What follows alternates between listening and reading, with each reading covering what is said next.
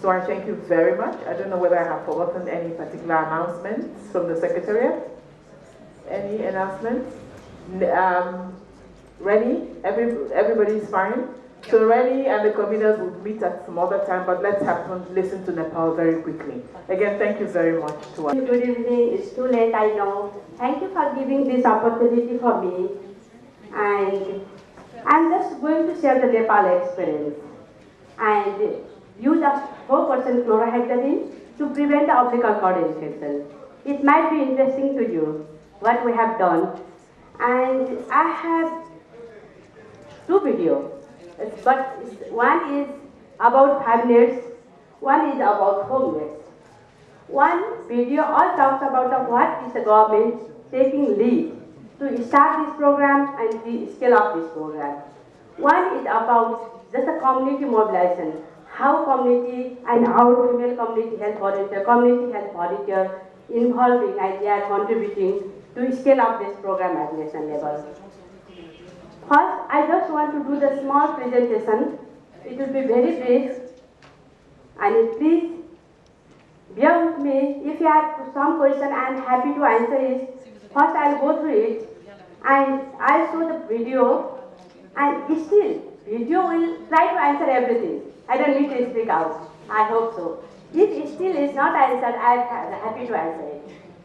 I want to talk about the Nepal context, about the child mortality, birthing policy, relationship between infection and umbilical cord, what is the evidence of chlorhexidine, why chlorhexidine, not other antiseptics, and why we are to achieve the Millennium Development Goals, and what is the experience of Nepal to implement the chlorhexidine program, what is the implementation modality, what is the scale of modality, and what is the implementation status of now, and what is our future plan. And actually, I am happy to share that we are on the track to achieve Millennium Development Goals, especially 4 and 5. But we have a challenge. Even though we have done lots to reduce the maternal mortality, to reduce the child mortality, but we have the challenge. We have not achieved lots to achieve the, the neonatal mortality has been remained same till DHS2 survey like 2006 to 2011.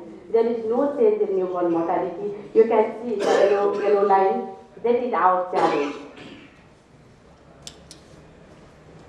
And government of Nepal and along with the other partner, we thought we need to do something.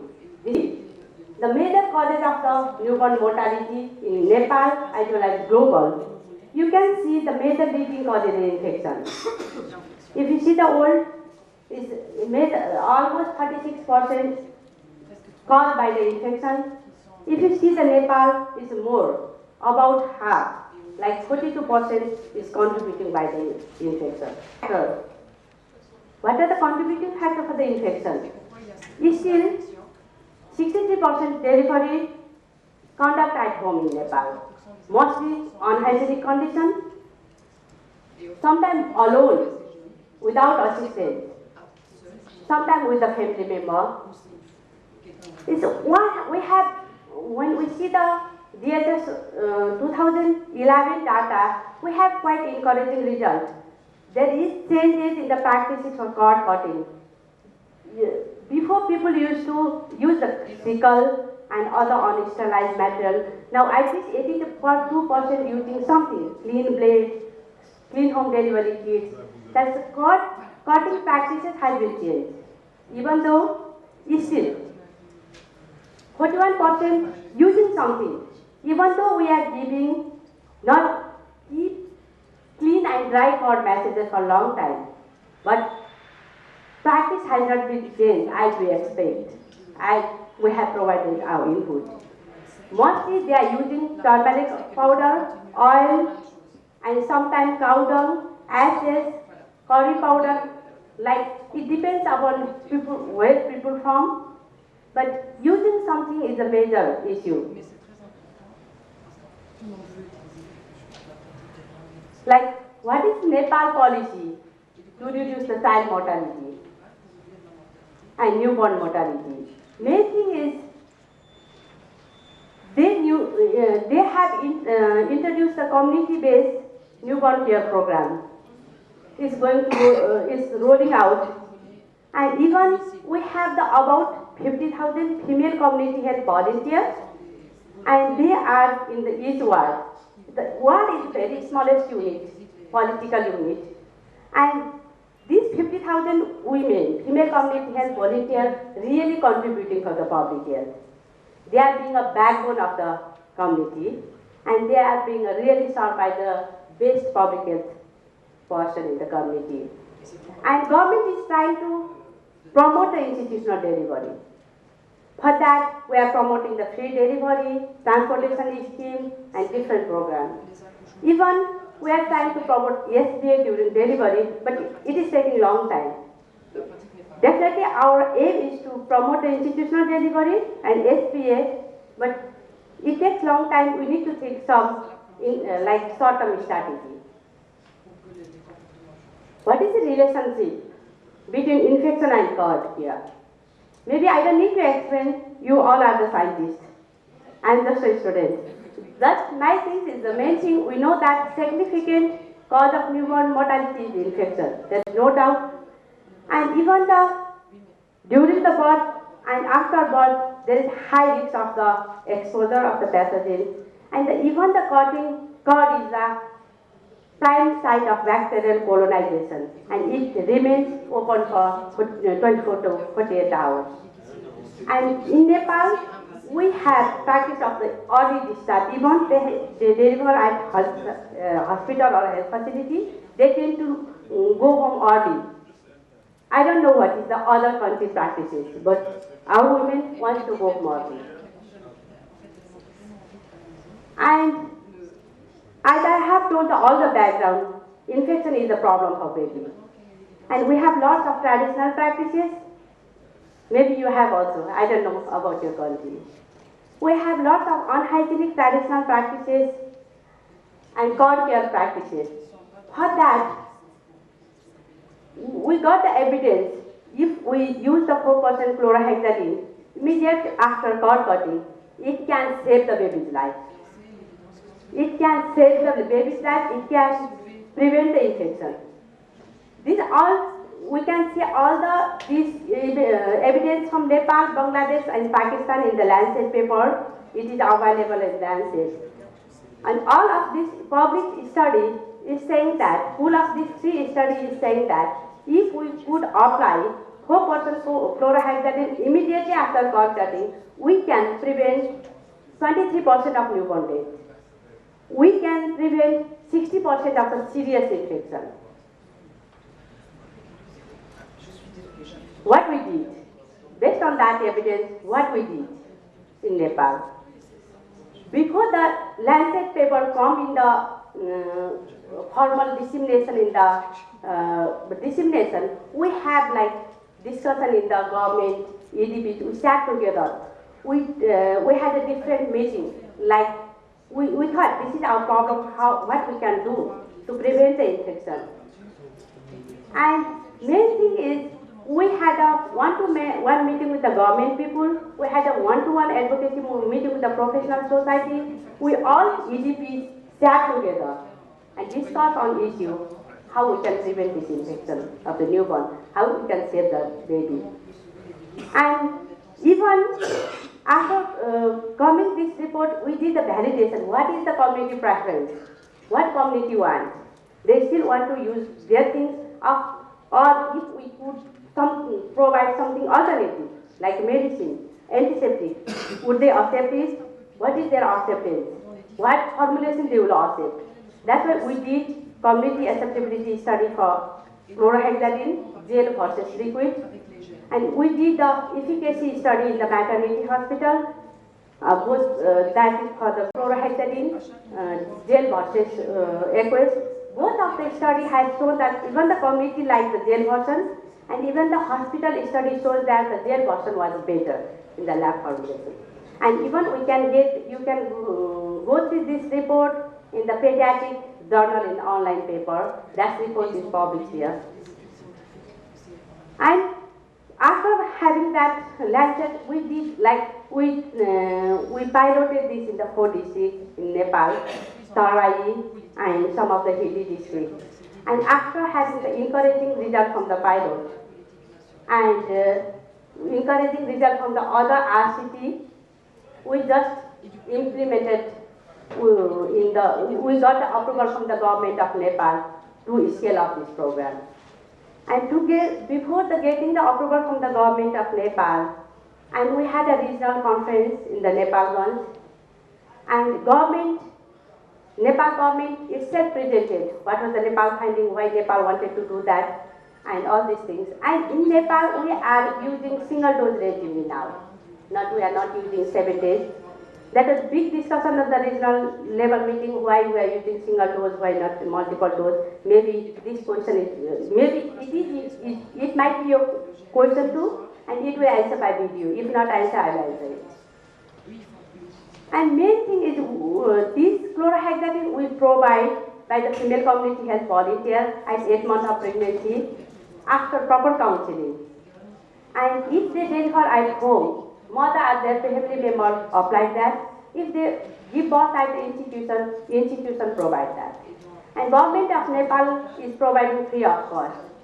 And now is government of Nepal has been till 2014 through the Gate Foundation and the other money, we are getting the 2 million money. And last year, I shared the success story in the Gate Foundation meeting. I showed the video. And after 2014, government will take over all these things, and government has already allocated money to purchase this chlorhexidine. 4% chlorhexidine has been already included in the essential drug list of Nepal, and government has already included in the multi-year procurement plan, and they are going to procure for the next year. And main thing we like for that, we are not, this is just, we don't need a separate training for that. I'm just going to how we did the rollout. Main thing is we are going to piggyback with the ongoing program of the government. We don't need a separate training for that. Main thing, we'll train the district level health worker, and district level health worker will train the hospital level service provider as well as the female community health volunteer. At the hospital, the trained service provider will give the service. As the female community health volunteer, they give the chlorhexidine to the mother at 8 months of pregnancy, and mother and her family will apply themselves. If female community health apply. This is all about the implementation modality. This 4% chlorhexidine is available in Nepal. And this is produced by one of the pharmaceutical company, Lomas Pharmaceutical Company. And PAS Foundation has given all the specification, and they are the W2 GLP certified company. And even they are giving the technical support to the other countries. And this is cost only 23rd cent. And we are trying to have a bigger bottle in the hospital. And if we can produce the bigger bottle, it will come in the very less price, in the 5 cents. And these are the baby you want to see. This is the baby. This is a chlorhexidine baby. And this is just a Chinese naked doll we bought in the national dress for the newborn. And we make a hole, and with this rubber, like with the balloon, we make a card on that, like you can see here also. And we are giving this to each female community health volunteer. And this female community health volunteer use how to use this. And even this will be used this is using as a training kit to prevent hypothermia. And it's not so expensive also. It's like 300 rupees. It's like $3 something. And it's being, even in the community, is more famous being a Putali program. That is the doll program. People like it because this is different way of teaching it. Because of this also people is more attractive to learn. This is like, I just want to show the Nepali status. We have the 75 districts altogether. We started with the 4 district piloting, and now we have already completed 22 districts. We are ongoing in the 30 districts, and we'll expand more 7 districts in 2013. And by 2014, we'll cover almost 63 districts out of 75 districts. And there are the other partners, not only with us, and there are other partners who are working with us. Is the Chlorhexidine Navi Care project is us, and then NFSP, UNICEF, Health Right International, One Earth Plan, Save the Children Care. Almost all EDPs who work in the Nepal, they have put chlorhexidine in the agenda and work plan. In my conclusion, what I have said that we have the problem.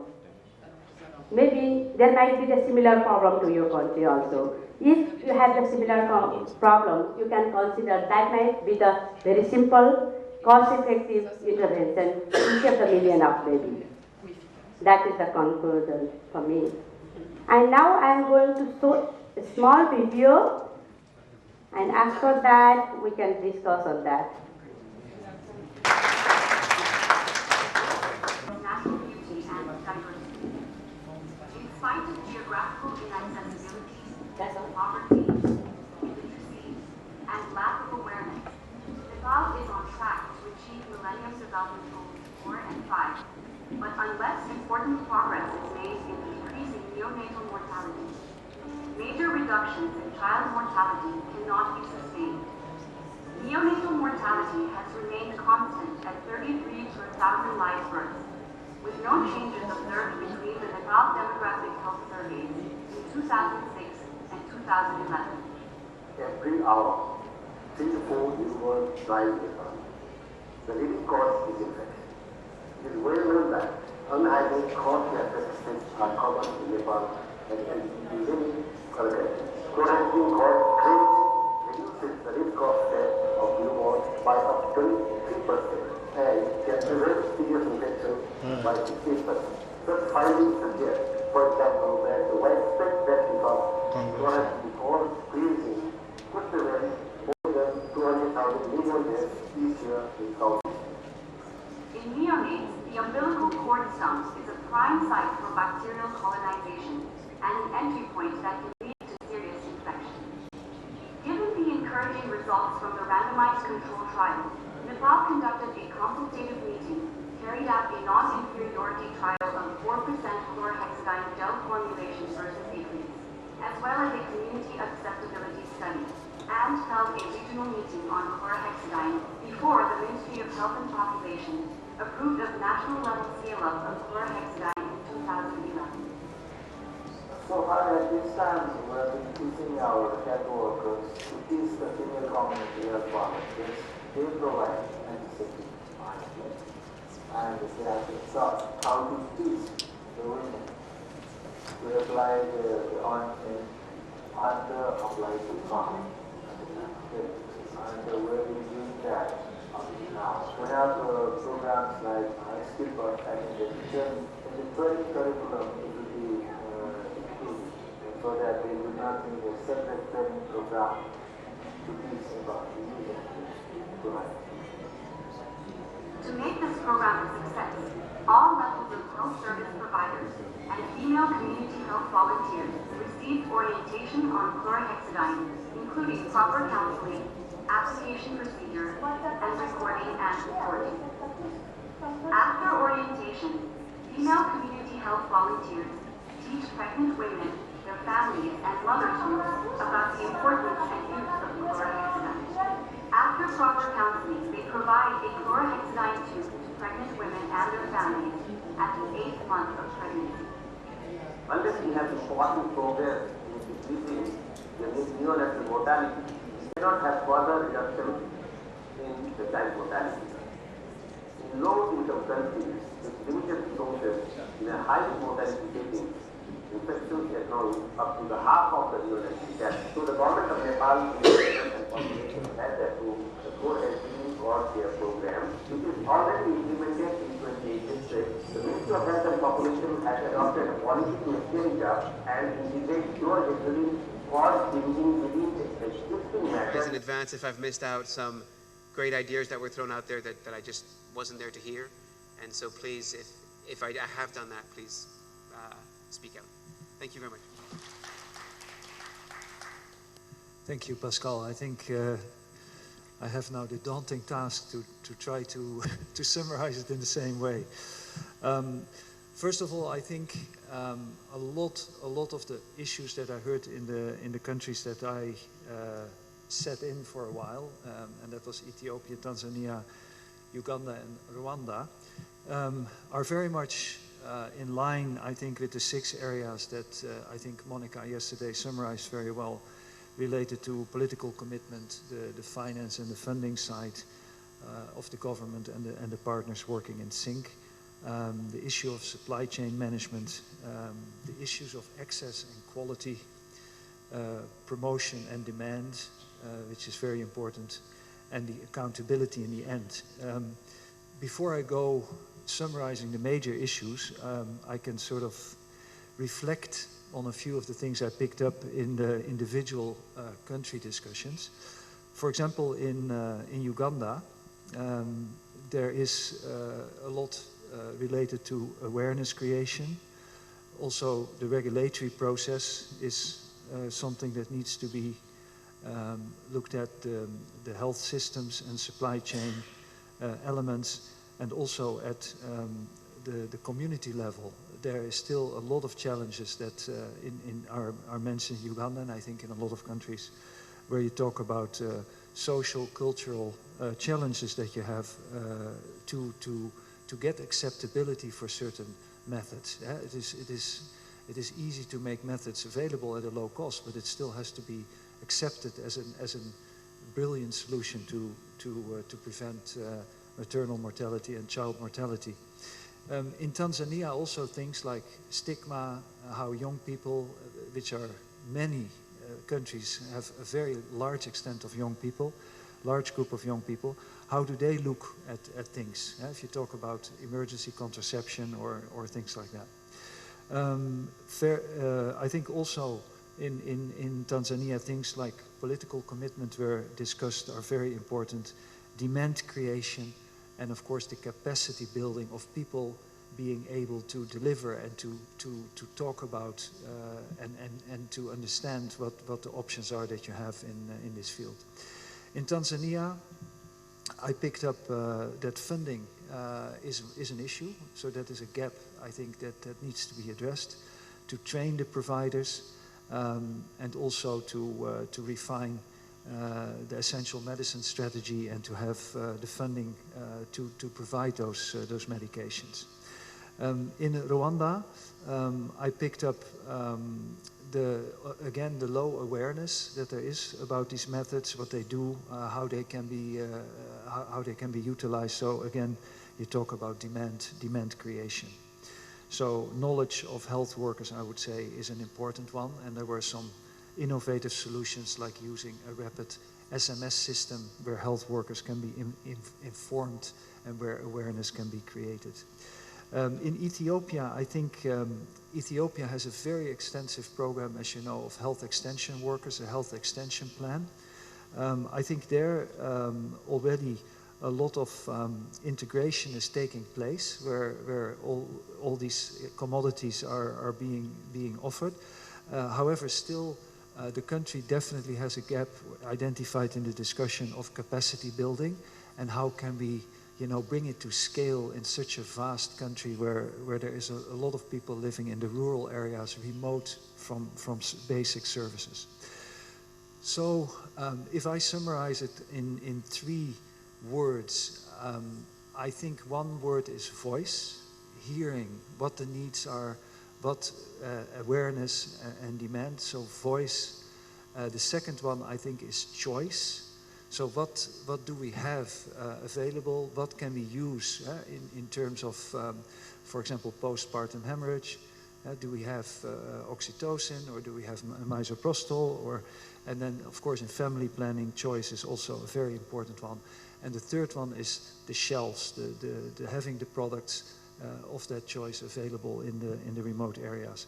Now, to summarize, what are the key issues that I picked up after talking to the excellent note takers in the 4 countries. The issue of demand forecasting, and that can be tracked and solved by setting up better stock monitoring systems, and not just monitoring like Monica said yesterday, because this is something that I cannot say enough. If you measure the wrong thing, the output is also going to be wrong. So measure also things like we are not able to give a certain method. Measure that also, so that you at least can play on that in your demand forecasting. The other one is low awareness, and linked to that, of course, demand generation, where health workers come in play, their knowledge, their training, their education, and that can be tracked by having, for example, an exit assessment where you ask people what have they done, what was discussed, what were the outcomes, and then you can monitor over time maybe how things evolve. Another one that was mentioned is monitoring, for example, the frequency and the reach of advertisements, for example. The other one was a rapid SMS scheme, as I already mentioned, where health providers can quickly get information about awareness, and the use, of course, of those systems can be measured, and how they are received can be measured. Checking awareness by having tests or having health workers attend certain quiz settings where you can see to what extent they understand and are able to proactively deal with it. The other one that was mentioned by all is training as a very important element of this building and this awareness of these essential commodities that we all like to see in availability. The tracking of that can be done, for example, by testing, by checking the number of providers that have been trained in your country, and by keeping them updated in a database to see that their level of knowledge and understanding stays up to the required level. The other one, registration. Registration and regulation, and very strongly linked to that is, of course, quality control and quality assurance. I think these are very major issues, because you want to have those commodities, but you want them in the right quality. You don't want them in compromising quality, because then you create other problems in your country. So this is another important one now that can be measured. You can measure quality, you can set up systems to do that. It's not easy, but I think it is important. Finally, demand forecasting again was already mentioned in the beginning as an important finding. So I think I would like to stop here. I would like to say that I was very impressed with the discussions and the way people are thinking on what needs to be done, what the gaps are, and what we potentially can do. I think there is still an enormous task ahead of us to make a difference and to really, reach out to the people that need these commodities and that would be able to save their lives as a result of this. So I think what we have to do, and what I have to do last night when I was thinking, is we have to picture in our minds what we really want to, what do we really want to do? And that picture is a lady with her children, with her family, with her community, and eventually with her country, that is able and able to build a life and do what she believes is the best for herself, but also for her family, for her community, and for the country at large. If we make that picture and then see what needs to be close to that point, to that person, what do we need to do to make that happen? And then we work that back through the systems that we just mentioned. I think as long as we keep that picture of somebody that is allowed to have a happy and productive life, then in the end of the day, I think we'll make a huge difference. So thank you very much.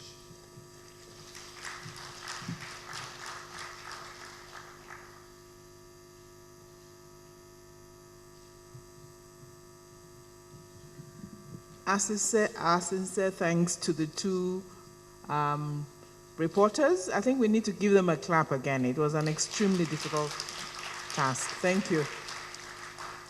Thank you.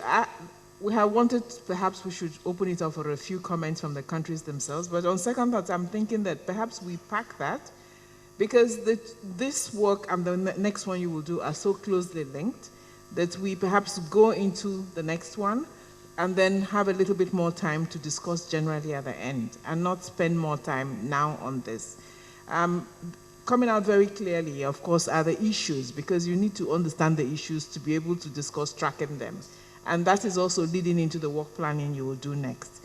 So I would suggest that we go into the next work and then have a little bit of time towards the end to discuss, even as the two respondents present for the next session. Unless you think you have any burning issues you want to take up from the summaries. Okay, great. Let us go on. Coming out clearly, of course, like I said, many of the issues, and then also we're beginning to hear messages that have to remain, use existing structures, find innovative mechanisms, whether it's the e-learning and so on and so forth to use. We will discuss that a bit more. But let us go ahead and introduce the next session. I will introduce what we need to do for the next session. Then perhaps we go out and have a short tea break and then come back and begin to work so that we can build up on time lost. For the next session, you already have the guides. They were stapled together with the ones you had this morning. So the second page of that. Again, some of the questions you need to attempt to address are already outlined in the guide. For this next group, we will all work in this room. So the flip charts, the 3 flip charts that are out will be brought in, because all the 8 groups will be working in this room. For the first block of the work, in which, having discussed extensively, both yesterday, heard about major highlights and challenges, this morning you've already discussed a bit more as you thought about tracking, and I talk about the issues and activities to be tracked. You've also done quite a bit of work in country before you came with partners on what should be your implementation plan look like. This is now bringing it all together. Again, in the groups in which you worked now, so that you don't, so that there's continuity, you will continue to work in those groups. But like I said, the 8 groups will be here. You will look at what recommendations are particularly important for you as a country. What will be the key implementation strategies and activities? Who will be responsible? What resources will be required, if possible? If you think you can have an estimate now, it may not be possible. What is the time frame for implementation? And what kind of support do you require from all of us jointly together? Government, development partners, civil society, everybody. We will have a first 40 minutes block of doing this. So when you come back from tea at 10 minutes to 11, you will work for 40 minutes.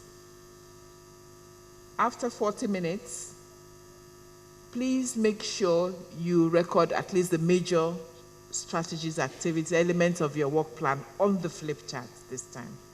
Because the next exercise will be a speed dating exercise. And people will need to understand what you've done, because they will be reading what you did on the flip chart. You will decide from your group, which you will rotate. One person needs to stay by the flip chart, so that when the group come to you, you're able to explain the thoughts of the country that you worked in there. You will decide how to rotate that task, so that everybody also gets a chance to move over to other groups. So perhaps the first person stays for 1 or 2 5 minutes, and then another person takes over, and you can join in rotating, so that we all get to hear what all the countries did. We're going to have a timekeeper who will tell us as the 5 minutes is up. And we have to move quickly, because we have another 40 minutes to do this round. So 5 minutes each for 8 countries is 40 minutes. And then we will come back and have 2 respondents again report to us, summarize what's, having looked at all the countries, what we think are the major highlights of country implementation. But we need to leave a little bit more time so that we can also intervene. If in their reporting, do you think they may have left something, a burning issue out, that can be discussed? And then we need to give about 10 to 15 minutes after that for countries to go back and refine their plans if they think it's necessary. To summarize, how are the following 4 countries adopting recommendations? I will begin with the smallest one, quite extraordinary team present here, Sierra Leone. I have not had a chance to visit it, but I do know it's a very hilly country, it's a very challenging country to make things happen. Only 6 million people. However, we've learned it has more than 1,000 facilities, again, quite extraordinary. We have focused in the discussions with Sierra Leone mostly on the recommendation 1, on shaping global markets, and we went in a great detail in this area. Focus was particularly on the pooled procurement at national levels and the supply management system. Some of the strategies that Sierra Leone discussed and is implementing successfully is to strengthen LMIS system at all levels, centralized for all medicines, which includes training, building capacity, multi-sector collaborations, and integrate use of mHealth for monitoring and reporting. The second area, as part of these strategies, is to operationalize National Pharmaceutical Procurement Unit and also focus on supply chain. In particularly, some of the challenges that Sierra Leone has is to improve forecasting, in particular collecting consumption data, recruitment and training of logisticians, but also of health workers, in particularly because there are so many facilities, so somebody needs to manage that. It's a real challenge to get the qualified workforce. And there are many simple infrastructural challenges. One of them highlighted was electrification of medical store and facilities. So electricity is still a real challenge, which makes all the other work much more difficult. Currently, it's very interesting that, as I mentioned, it's a small market. Currently, there is no supplies from domestic markets. There is no manufacturing in Sierra Leone for local manufacturing of products. And the pharmaceutical market is rather unregulated, and so is the private sector, and there has been a lot of dilemmas how to manage that going forward. There were a number